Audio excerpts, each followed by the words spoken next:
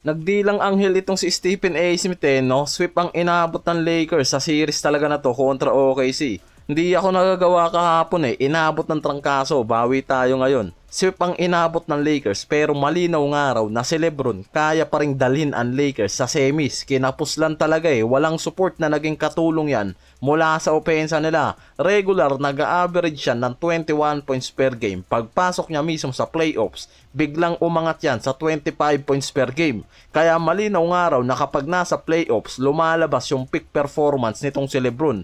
May mga report pa ngayon na possible nga raw wala pa talaga sa option ngayon nitong si Lebron ang magretiro. Kaya possible buyout contract o mag-stay uli yan sa Lakers ng isang season pa. Pero kailangan niyang mag-pay cut sa contract or possible veteran minimum contract yung kunin niya. Nasa 52 million pa kasi yung player option niya ngayon na nagpapabigat ng salary cap nila, kaya sobrang hirap yung mga to gumawa ng malaking movement sa trade o sa free agency. Hindi sila makakuha ng legit role player dahil nga sa malaking contract ni Lebron.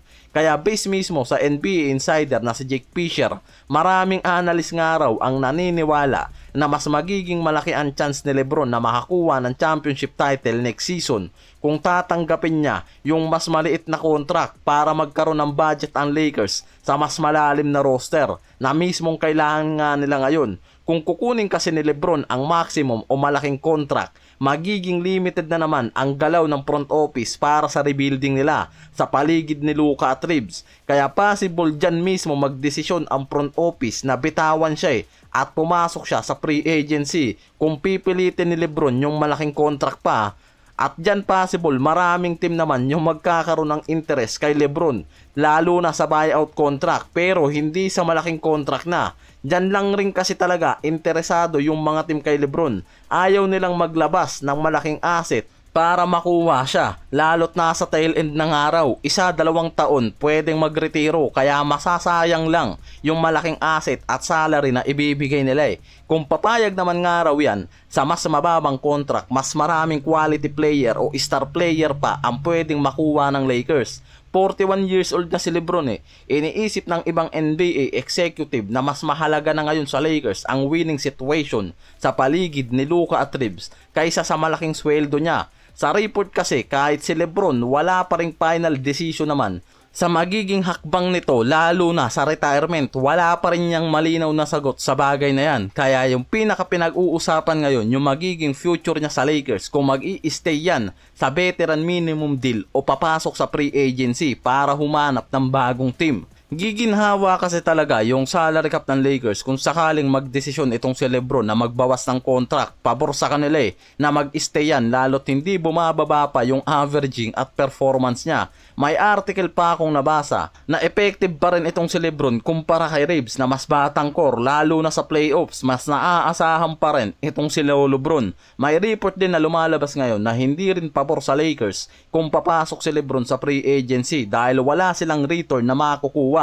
Kaya possible nga raw talaga bigyan na lang yan ng Lakers ng pay cut para magamit kaysa umalis nang hindi sila makakakuha ng return kay Lebron. Base lang yan sa mga analyst Yung isa pa sa hindi na sigurado yung future dito sa Lakers, itong si Ayton. Sa Game 4 kasi na nangyari, bumalik yung inconsistent at low energy nito lalo na sa mismong importanteng game pa. Game 3 at Game 4, sobrang bumagsak yung performance niya at energy. Frustrated pa itong si Redick dyan. Kaya sa dalawang game na yan, bumaba sa 21 minutes lang yung playing time niya sa court.